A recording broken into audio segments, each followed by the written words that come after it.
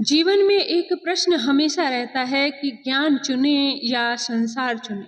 यही प्रश्न सबसे पहले ब्रह्मा जी के सामने आया जब उनके मन से 4 कुमार उत्पन्न हुए। अब देखिए उन्होंने कैसा मार्ग चुना और कैसे इस संसार की लीला आगे बढ़ी। महाराज परीक्षित से महात्मा सुखदेव जी कहते हैं कि अब कथा उस अद्भुत मोड़ पर पहुंचती है जहां सृष्टि का विस्तार तो होना चाहिए था, परंतु ज्ञान और वैराग्य ने संसार के बंधन को अस्वीकार कर दिया। आइए सुनते हैं चारों कुमारों की यह अद्भुत गाथा। जय श्री हरि। प्यारे श्रोताओं, भागवत महापुराण में ब्रह्मा जी द्वारा सृष्टि और चारों कुमारों की कथा आप सुनेंगे। ब्रह्मा जी की सृष्टि का कार्य प्रारंभ होता है, वो कथा सुखदेव महाराज राजन परीक्षित को सुनाते हैं। आगे बोलते हैं कि जब भगवान विष्णु ने ब्रह्मा जी को सृष्टि रचना का आदेश दिया, तब उन्होंने अपने मन में सृष्टि के विचार किए। सबसे पहले उन्होंने लोकों की रचना की, फिर समय, कर्म और शरीर की प्रवृत्तियां स्थापित। ब्रह्मा जी ने अपनी शक्ति से देवता, दानव, यक्ष, राक्षस, पशु, पक्षी, कीट, पतंग और अनेक प्रकार की सृष्टि रचना। फिर ब्रह्मा जी ने अपने मन से 4 अद्भुत पुत्र उत्पन्न किए। वे थे सनक, सननंदन, सनातन, सनत कुमार। ये चारों कुमार शैशव अवस्था में ही रहे। वे ब्रह्मज्ञानी, तपस्वी और वैराग्य युक्त। ब्रह्मा जी ने उनसे कहा, पुत्रों, तुम सृष्टि की वृद्धि के लिए संतान उत्पन्न करो। परंतु चारों कुमारों ने हाथ जोड़कर उत्तर दिया, हे पितामह, हम तो भगवान की भक्ति और ज्ञान में ही लीन रहेंगे। हमें सांसारिक बंधन स्वीकार नहीं। हम ब्रह्मचर्य व्रत का पालन करेंगे और ईश्वर ध्यान में ही जीवन बिताएंगे। सुखदेव आगे कहते हैं कि राजन, जब ब्रह्मा जी ने देखा कि उनके पुत्र सृष्टि वृद्धि में सहायक नहीं बने, तब उनके भीतर क्रोध उत्पन्न हुआ। उनके भ्रू देश से एक अत्यंत उग्र स्वरूप प्रकट हुआ, जिसका नाम हुआ रुद्र। यही रुद्र आगे चलकर भगवान शंकर कहलाए। उन्होंने अनेक रूप धारण किए और जीवों की रचना में सहयोग किया। चारों कुमार ब्रह्मांड में विचरण करते हुए भगवान के नाम का स्मरण और ध्यान में लीन होते गए। वे स्वयं मुक्त थे और उन्होंने अनेक लोगों को भक्ति और ज्ञान का उपदेश दिया। ज्ञान और वैराग्य जब साथ आते हैं, तब जीव संसार से मुक्त होकर ईश्वर में लीन हो सकते। ये भाव यही है। सुखदेव जी बोलते हैं कि राजन, इस प्रकार ब्रह्मा जी ने सृष्टि कार्य आरंभ किया। उनके मन से उत्पन्न चारों कुमार ज्ञान के मार्ग के प्रवर्तक बने। उन्होंने सांसारिक बंधन स्वीकार नहीं किया, बल्कि भक्ति और ध्यान का मार्ग दिया। जैसे कुमारों ने वैराग्य और भगवान भक्ति को चुना, वैसे ही हमें भी जीवन में भक्ति और साधना को सर्वोच्च स्थान देना चाहिए। सांसारिक वस्तुएं क्षणभंगुर हैं, लेकिन ईश्वर स्मरण शाश्वत। इसके बाद कथा में आता है कि कुमारों का वैकुंठ गमन और जय विजय को श्रापित। यही साप आगे चलकर हिरण्यकश्यप, रावण और शिशुपाल जैसे दैत्यों के रूप में जन्म लेने का कारण। अब आप आगे सुनेंगे प्रथम स्कंद अध्याय 3 से 5। सुखदेव जी महाराज कहते हैं, राजन, वे चारों सनकादिक कुमार सनक, सननंदन, सनातर और सनंत कुमार निरंतर ब्रह्मानंद में स्थिर रहते। एक दिन वे भगवान के वैकुंठ लोक के दर्शन हेतु वहां पहुंचे। यहाँ सब कुछ दिव्य था। न जन्म था, न मृत्यु, वायु, जल, अग्नि आदि सब भगवान की सेवा में लगे थे। वहां की सुगंध, पुष्प और गान अनुपम। कुमार सीधे वैकुंठ द्वार तक पहुंच गए, परंतु वहां जय और विजय नामक 2 द्वारपाल खड़े थे। उन्होंने कुमारों को देखकर रोक लिया और कहा, बालकों, तुम बिना अनुमति यहाँ नहीं जा सकते। कुमार, जो वास्तव में अनादि योगी थे, बालक स्वरूप में ही रहते थे, उन्हें यह बात अपमानजनक लगी। उन्होंने कहा, हम तो भगवान के दर्शन के लिए आए हैं, तुम हमें कैसे रोक सकते हो? क्या भगवान का धाम सबके लिए नहीं खुला है? जय और विजय ने कठोरता से मार्ग उनका रोक लिया, तो कुमारों ने क्रोधित होकर कहा, हे मूर्खों, तुमने हमें भगवान के धाम में प्रवेश से रोका है। अहंकार ने तुम्हारी बुद्धि ढक दी है, इसलिए हम तुम्हें श्राप देते हैं कि तुम वैकुंठ से गिरकर 3 जन्म तक असुर योनि में जन्म लो। इतना कहते ही वैकुंठ के अंदर से स्वयं भगवान नारायण प्रकट हुए। उनके दर्शन से सबका क्रोध शांत हो गया। कुमार भगवान के चरणों में गिर पड़े और आनंद के अश्रु बहाने लगे। तब भगवान ने कहा, हे कुमारों, तुमने जो श्राप दिया है वह व्यर्थ नहीं जाएगा। जय और विजय मेरे अन्य सेवक हैं, यह मेरी लीला है।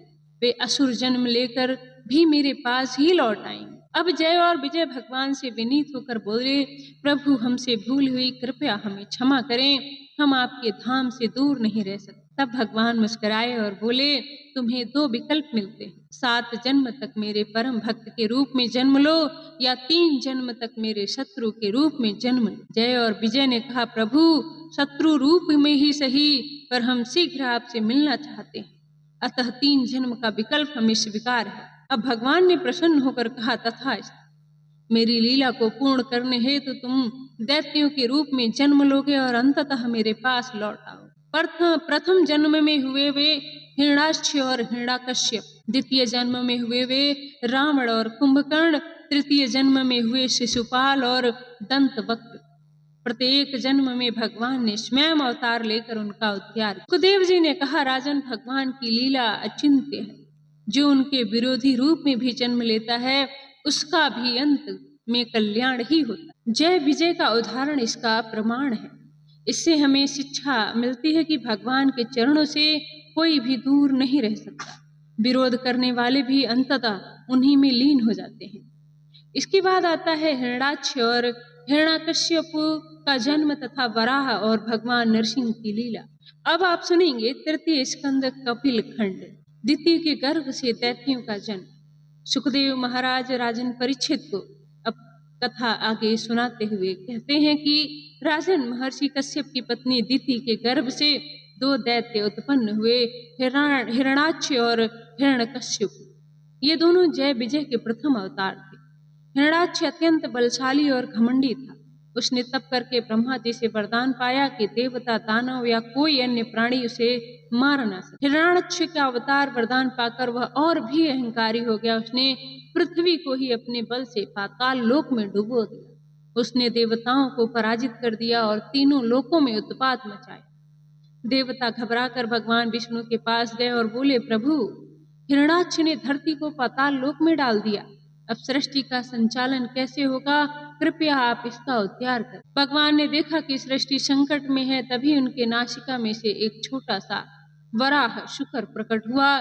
देखते ही देखते वराह विकट रूप धारण करके आकाश को स्पर्श करने लगा। उसके दांत पर्वत के समान विशाल थे। उसकी गर्जना से आकाश गूंज उठा। देवताओं ने जय जय ध्वनि की। यह था भगवान का वराह अवतार। भगवान वराह सागर में कूद पड़े। उन्होंने अपनी सूंड से पृथ्वी को उठाया और जल से बाहर निकालकर आकाश में स्थापित किया। देवताओं ने देखा कि पृथ्वी अब सुरक्षित थी। अब कभी वहां दैत्य हिरण्याक्ष आ पहुंचता है। उसने वराह भगवान को देखकर हंसते हुए पूछा, अरे शुकर, तू कौन है? मेरे सामने धरती ले जा रहा है, रुक, आज तेरी मृत्यु निश्चित है। भगवान मुस्कुराए और बोले, अरे दैत्य, मैं वही वराह हूँ जो तुम्हारे जैसे अधर्मियों का नाश करने आया। दोनों में भयानक युद्ध हुआ। देवता ऊपर से देख रहे थे। कभी भगवान ने गदा चलाई, कभी हिरण्याक्ष ने पराक्रम दिखाया। सागर हिल उठा, आकाश डोल गया। अंत में भगवान वराह ने अपनी गदा से प्रहार करके हिरण्याक्ष का वध कर दिया। दैत्य का शरीर समुद्र में गिर पड़ा। देवताओं ने जय जय श्री वराह की ध्वनि से आकाश को गुंजा दिया। देवताओं ने कहा, हे भगवान, हे प्रभु, आपने पृथ्वी का उद्धार किया, हम सबको भय से मुक्त किया, आप ही सृष्टि के रक्षक हैं। भगवान बोले, धर्म की रक्षा और अधर्म का नाश मेरा व्रत है। जब जब अधर्म बढ़ेगा मैं अवतार लेकर संतों की रक्षा करता रहूं। सुखदेव जी बोलते हैं कि राजन, इस प्रकार भगवान ने वराह रूप में हिरण्याक्ष का वध कर पृथ्वी का उद्धार किया। इससे हमें शिक्षा मिलती है कि जब भी अज्ञान और अधर्म पृथ्वी पर हावी होता है तब भगवान अवश्य प्रकट होते हैं। इसके बाद में कथा आती है हिरण्यकश्यप का अत्याचार और भगवान नरसिंह का अवतार। अब आप सुनेंगे श्रोतागणों 7वां स्कंद। सुखदेव जी महाराज कहते हैं, राजन, हिरण्याक्ष के वध के बाद उसका भाई हिरण्यकश्यप क्रोध से जल उठा। उसने प्रतिज्ञा की कि मैं उस विष्णु से बदला लूंगा। उसने कठोर तप किया और ब्रह्मा जी को प्रसन्न किया। वरदान मांगा कि मेरा वध न देवता करे, न दानव, न मनुष्य, न पशु, न पक्षी, न दिन में, न रात में, न घर में, न बाहर, न शस्त्र में, न अस्त्र में, न धरती पर, न आकाश में। ब्रह्मा जी ने तथास्तु कहा। वरदान पाकर वह और भी अहंकारी हो गया। उसने स्वयं को ईश्वर घोषित, देवताओं को स्वर्ग से निकाल दिया। सभी को आदेश दिया केवल मेरी पूजा करो, विष्णु का कोई नाम न लो। हिरण्यकश्यपु के घर पुत्र का जन्म हुआ, उसका नाम था प्रहलाद। यह बालक जन्म से ही भगवान विष्णु का अनन्य भक्त। गुरुकुल में जाकर भी वह सदा भगवान का नाम जपता और अन्य बालकों को भी भक्ति का उपदेश देता। हिरण्यकश्यपु ने प्रहलाद से पूछा, पुत्र तुझे शिक्षा में क्या प्रिय लगता है? प्रहलाद बोला, पिताजी सबसे श्रेष्ठ हैं श्री हरि का भजन करना, वे ही सबके स्वामी हैं। यह सुनकर हिरण्यकश्यपु का क्रोध भड़क उठा। हिरण्यकश्यपु ने कई बार प्रहलाद को मारने का प्रयास किया। उसने उन्हें हाथियों के पैर तले कुचला, विष दिए, अग्नि में बैठाया जिसे हम होलिका दहन के नाम से जानते हैं, नागों से डसवाया, पर्वतों से गिरवाया, परंतु हर बार भगवान विष्णु ने अपने भक्त की रक्षा की। एक दिन हिरण्यकश्यपु ने क्रोध में पूछा, प्रहलाद तू कहता है विष्णु सर्वत्र है, क्या वे इस खंभे में है? प्रहलाद बोला, हाँ पिताजी, वे हर कण में विद्यमान है। हिरण्यकश्यपु ने गदे से खंभे पर प्रहार किया, खंभा फटा और उसमें से अद्भुत स्वरूप वाला नरसिंह प्रकट हुआ। न पूर्ण मनुष्य न पूर्ण सिंह, अर्ध मनुष्य अर्ध सिंह, उसकी गर्जना से तीनों लोक कांप उठे। नरसिंह भगवान ने हिरण्यकश्यपु को पकड़ लिया। तब न दिन था न रात थी, संध्या का समय था, न घर था न बाहर द्वार की देहली थी, न धरती न आकाश, अपनी गोद में उठाया, न अस्त्र था न शस्त्र, अपने नखों से उसका वध किया। इस प्रकार वरदान की हर शर्त को पूर्ण करते हुए भगवान ने अधर्म का नाश किया। नरसिंह भगवान के क्रोध को शांत करने के लिए बालक प्रहलाद ने विनम्र होकर स्तुति की कि हे प्रभु, मैं आपका तुच्छ सेवक हूँ, आप सबके भीतर विद्यमान हैं, मुझे केवल आपकी भक्ति चाहिए, कोई वरदान नहीं। भगवान ने प्रसन्न होकर कहा, वत्स प्रहलाद, तू अन्य भक्त है, तेरा नाम अमर रहेगा, तेरे वंश में सबका कल्याण हो। सुखदेव महाराज आगे कहते हैं, राजन, भक्त और भगवान के बीच किसी भी शक्ति का कोई प्रभाव नहीं होता। जब भक्त सच्चे मन से पुकारता है तो भगवान खंभे से भी प्रकट हो जाते हैं। सच्ची भक्ति हर बाधा को जीत लेती है। अधर्म चाहे कितना भी बलवान हो, अंततः धर्म ही विजयी होता है। यहाँ तक कि भागवत महापुराण की कथा आप सभी श्रोताओं की को कैसी लगी कमेंट में जरूर बताइएगा। इसके अगले भाग में आप सुनेंगे समुद्र मंथन की कथा।